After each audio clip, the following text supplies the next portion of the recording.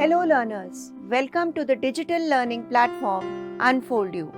I am Neeti Dogra, your business studies mentor. Today we are going to start the second chapter of your syllabus, that is forms of business organization. मतलब कि इस chapter में हम देखेंगे कितने तरह के बिजनेस के फॉर्म्स हैं कि आप किस टाइप के बिजनेस स्टार्ट कर सकते हैं, जिसमें आता है पार्टनरशिप, सोल प्रोप्राइटरशिप, कंपनी। इन सारों के बारे में इस चैप्टर में हम पढ़ेंगे। इस सेशन में हम देखेंगे types of enterprises, sole proprietorship. इस सेशन में हम सोल प्रोप्राइटरशिप के बारे में देखेंगे कि सोल प्रोप्राइटरशिप क्या है। Types of business enterprises, private sector. अब प्राइवेट सेक्टर, क्योंकि हमारे enterprise broadly they are classified into two types, private sector enterprises and public sector enterprises. Private sector मतलब कि जो गवर्नमेंट के पास नहीं है, जो प्राइवेट इंडिविजुअल्स के पास है, वो क्या हो गए? Private sector enterprises. और पब्लिक सेक्टर एंटरप्राइजेस क्या हुए? जो कि पब्लिक, जिससे आप पब्लिक से पैसा जिससे ले रहे हैं, that is public sector enterprise. Private sector enterprise owned and controlled and managed by private individuals. इनके ओनर्स भी प्राइवेट इंडिविजुअल्स होते हैं, इनको कंट्रोल भी वही करते हैं और मैनेज भी वही करते हैं। So they are in the hands of private individuals. Main objective is to earn profit. इनका मेन ऑब्जेक्टिव क्या रहता है? To earn profit. The main objective of private sector enterprises, जैसे कि Reliance India limited. Reliance India is a very big example of a private sector enterprise.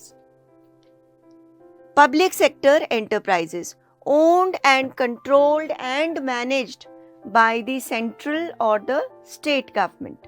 तो ये कौन manage कर रहा है? सेंट्रल गवर्नमेंट मैनेज कर रही है या फिर स्टेट गवर्नमेंट मैनेज कर रही है, या दोनों मिलके मैनेज करेंगे। तो ऑल दोज एंटरप्राइजेस जिनकी ओनरशिप, मैनेजमेंट और कंट्रोल गवर्नमेंट के पास है, उसको क्या कहते हैं हम? Public sector enterprises. Main objective is to provide service. The main objective is not profit but to provide services. Example, steel authority of India limited, SAIL. ये एक एग्जाम्पल है हमारा पब्लिक सेक्टर एंटरप्राइज का। Joint sector enterprises owned, controlled and managed jointly by private entrepreneur and government। मतलब कि joint, यहाँ पे word क्या आ गया? जॉइंट। जॉइंट से क्या हिंट मिल गया हमें?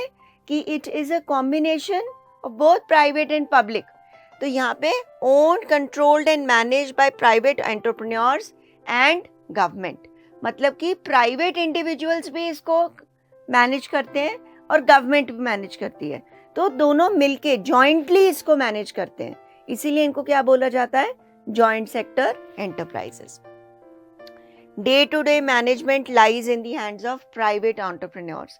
और इनकी जो डे टू डे मैनेजमेंट है, डेली अफेयर्स हैं, वो प्राइवेट इंडिविजुअल्स मैनेज करते हैं।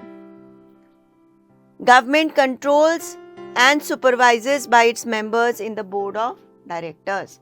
जब प्राइवेट इंडिविजुअल्स इसको मैनेज कर रहे हैं, डेली अफेयर्स मैनेज कर रहे हैं, तो गवर्नमेंट का क्या रोल रहता है? गवर्नमेंट इसको कंट्रोल करती है, सुपरविजन होता है गवर्नमेंट का। थ्रू कैसे? From its members. Board of members होते हैं जो कंपनी को चलाते हैं, तो वो बोर्ड ऑफ मेंबर्स में गवर्नमेंट ऑफिशियल्स होते हैं। तो government controls through its members in the board of directors. Example, Maruti Udyog limited, this is a joint sector. यहाँ पे प्राइवेट इंडिविजुअल भी है और गवर्नमेंट, दोनों जॉइंटली मिलके इसको चला रहे हैं। अब private sector enterprises is further divided into sole proprietorship, joint Hindu undivided family partnership, cooperative society and company. ये सारे हमारे हैं प्राइवेट सेक्टर एंटरप्राइजेस। अब जिसमें कि आज हम देखेंगे कि सोल प्रोप्राइटरशिप क्या होती है। Sole means one, proprietor means owner. तो सोल प्रोप्राइटरशिप क्या है? जिसमें a single owner is there, meaning sole one, then you have proprietor is owner, एक owner, and managed, owned and controlled by single individual. इसका मतलब sole proprietorship का क्या मतलब हो गया कि वो ऑर्गेनाइजेशन जिसको एक अकेला इंसान जो ओनर भी है उसको कंट्रोल भी कर रहा है, मैनेज भी कर रहा है, तो वो सोल प्रोप्राइटरशिप बिजनेस हो गया. अब सिंगल ओनरशिप, तो उस डेफिनेशन से जब हमने कहा कि सोल प्रोप्राइटरशिप क्या है कि one man ownership, one person ownership, control and management, तो उससे क्या फीचर्स निकलते हैं? There is single ownership owned by single individual, एक अकेला इंडिविजुअल उसका ओनर होता है, उसके साथ कोई और ओनर नहीं होता है. फिर formation and closure, no legal formality to form and close, no separate law to govern it.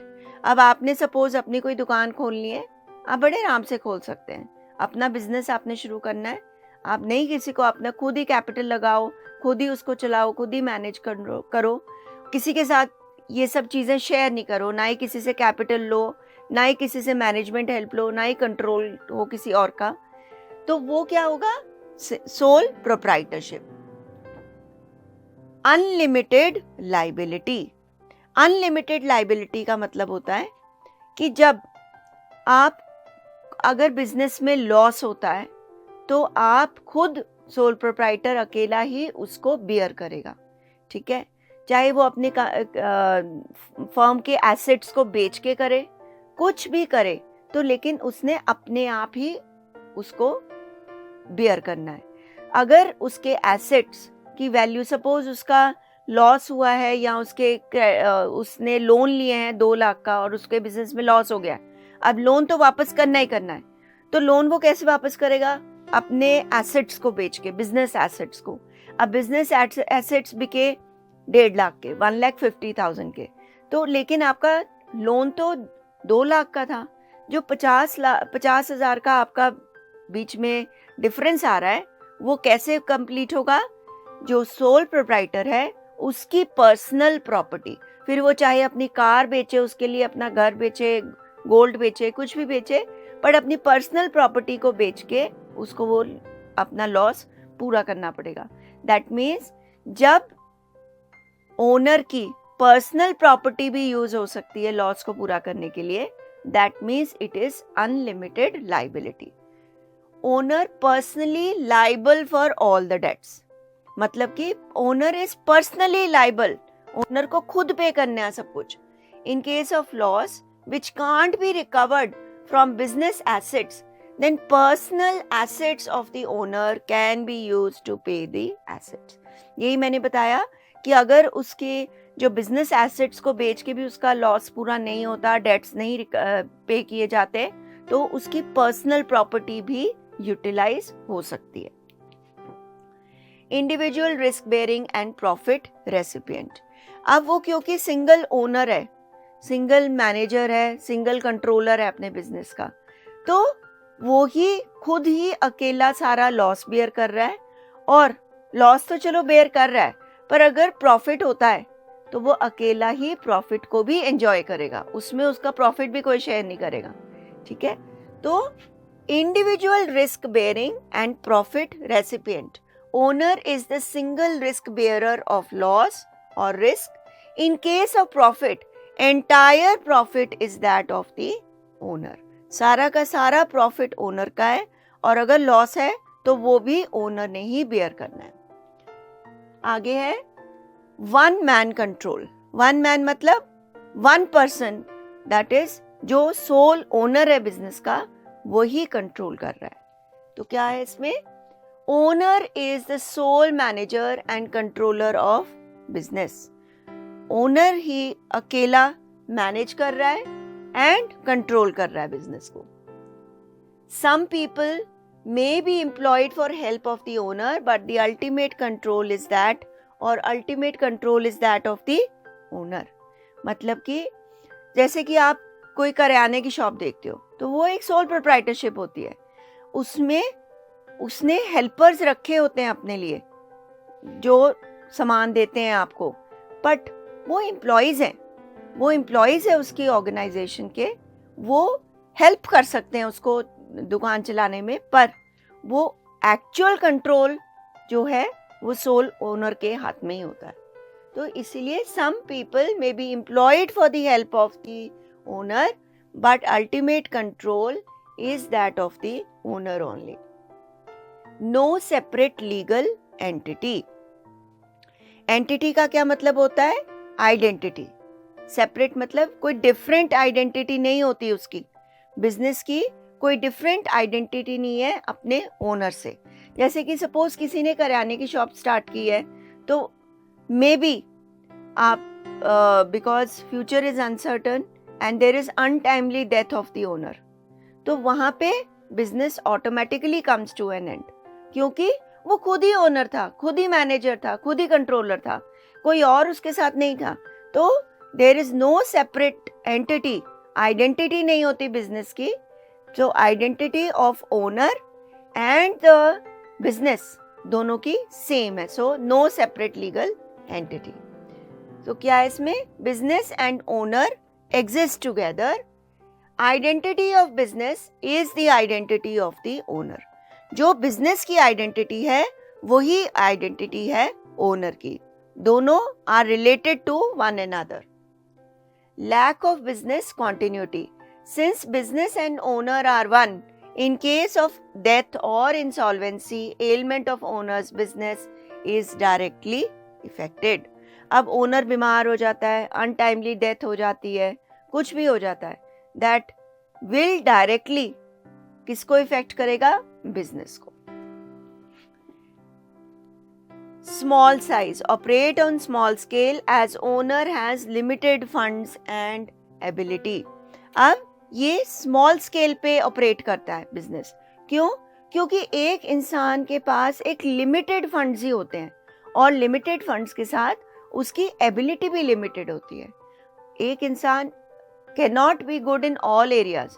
May be वो इंसान good is in selection of the goods, या फिर अकाउंटिंग में अच्छा है बट मार्केटिंग में नहीं अच्छा। तो there is limitation to the ability and funds of the owner. Proprietorship के मेरिट्स या एडवांटेजेस क्या है? सबसे पहले क्विक डिसीजन मेकिंग। अब क्विक डिसीजन मेकिंग क्यों कहा गया है? क्योंकि वो अकेला ही है।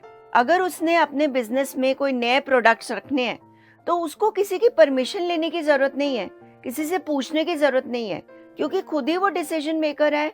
तो वो इमीडिएटली रखने हैं या नहीं रखने, खुद से ही उसने पूछना है और इमीडिएट डिसीजन लेना है। तो अगर आप किसी से पूछोगे तो डिस्कशन होगी, मे बी वो इंसान नहीं माने, तो लेकिन यहाँ पे तो सिंगल ओनर है, इसीलिए quick decision making. All decisions are taken by the owner himself, so there is no need to consult anyone. Therefore, decision making is fast. It helps to easily adjust to the changes in environment. कुछ भी changes आ रहे हैं environment में, instant decision लेना है, तो owner ने खुद ही लेना है, किसी से पूछना नहीं है, तो easily you can adapt to the changes in the environment. Confidentiality. Owner does not share information with anyone. No legal compulsion to share accounts. Therefore, easy to maintain secrecy. यहाँ पे secrecy is of high percentage. क्योंकि owner का खुद का business है, उसने business की information किसी के साथ शेयर नहीं करनी है। जब उसे शेयर नहीं करनी तो इंफॉर्मेशन बाहर नहीं जा रही गई, तो high degree of secrecy can be there. Direct incentive. Direct incentive क्या है? Direct relation between efforts and rewards. Higher efforts then higher income and profit. जितनी ज़्यादा मेहनत करेगा उतनी ज़्यादा इनकम होगी, उतना ही ज़्यादा प्रॉफिट होगा। और हमने पहले ही देख लिया है कि अगर वो ज़्यादा प्रॉफिट अर्न करता है तो सारा का सारा profit is that of the sole proprietor. Now the next merit of sole proprietorship is sense of management. इसमें क्या है? There is personal satisfaction for working for oneself, therefore there is a sense of accomplishment and confidence. अब जब आप अपने खुद के लिए काम कर रहे हो तो आप ज़्यादा हिम्मत से करते हो, ज़्यादा कॉन्फिडेंस के साथ करते हो, और जब आपका काम हो जाता है तो यू फील वेरी कॉन्फिडेंट कि ये मैंने किया है. तो there is a sense of accomplishment, there is a sense of management that you have done it yourself. So when owner becomes more confident, उससे और अच्छा काम होता है. Easy to form and dissolve. No legal formality to form and dissolve the enterprise. क्योंकि इसमें आपने दुकान खोलनी है, आप दुकान खोलो. आपको कोई लीगल फॉर्मेलिटीज नहीं है, कहीं कुछ करना नहीं है, कुछ लॉयर्स के पास नहीं जाना है. आप चाहते हो खोलना business, you can easily start it. और कल को आप बंद करना चाहते हो, क्योंकि आप खुद ही ओनर हो और लीगल फॉर्मेलिटीज नहीं है, तो आप बंद भी कर सकते हो. So it is very easy to form and dissolve. Dissolve का मतलब होता है closure. Now we will see the demerits of sole proprietorship. सबसे पहले डीमेरिट क्या है? Limited managerial skills. क्योंकि एक अकेला सोल प्रोप्राइटर ही सब कुछ कर रहा है, वो कंट्रोल भी कर रहा है, मैनेज भी कर रहा है, फाइनेंस भी प्रोवाइड कर रहा है. तो हर ह्यूमन बीइंग की स्किल्स की एक लिमिटेशन होती है. कोई अकाउंट्स में अच्छा होता है, कोई मैनेजमेंट में अच्छा होता है, कोई चॉइस ऑफ प्रोडक्ट्स में इंटेलिजेंट होता है, कोई मार्केटिंग में इंटेलिजेंट होता है. तो there is limited managerial skills. एक इंसान सारे एरियाज में नहीं अच्छा हो सकता, इसीलिए there is limitation of managerial skills. One person can be efficient in all areas. One person can not be efficient in all areas. Then limited resources. Limited resources क्या है? क्योंकि एक अकेला इंसान ही प्रोवाइड कर रहा है, कैपिटल भी प्रोवाइड कर रहा है, सब कुछ कर रहा है, तो उसके पास लिमिटेड रिसोर्सेज हैं, क्योंकि उसकी capacity to provide things is limited. अगर 2-3 लोग होंगे तो 2-3 लोग इकट्ठे मिलकर करा सकते हैं, बट अकेले इंसान की लिमिटेशन होती है. So there is one person can't be efficient in all the areas, and one person all the resources are provided by the owner only, which is limited. So there is limited growth.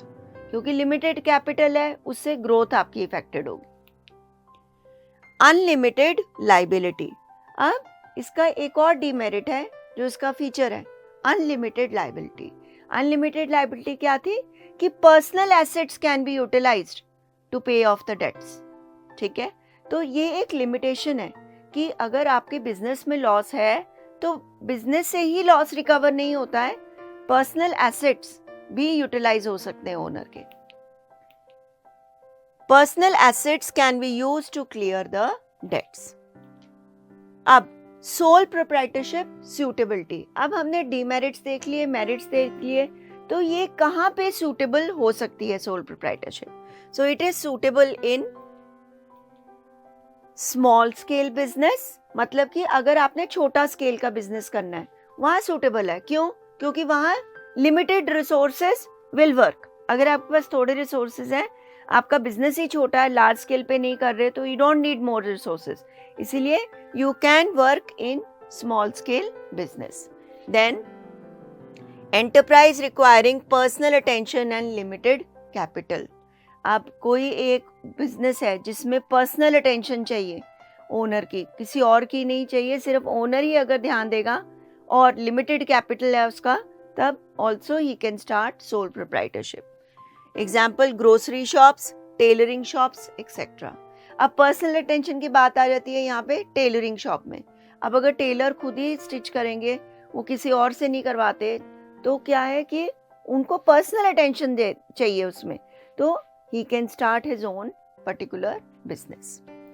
With this we come to the end of this session, जिसमें हमने देखा था कि soul proprietorship क्या है, उसका meaning क्या है, फीचर्स क्या है, एंड demerits and merits. अब we will revise what we have done. Now, from the following business enterprises in which only the person gets full profit and he alone bears the risk, is it joint Hindu undivided family, cooperative society, partnership और sole proprietorship? सो वो कौन सा business जिसमें profit and loss अकेला owner ही bear करता है? तो वो है ऑप्शन डी, सोल प्रोप्राइटरशिप.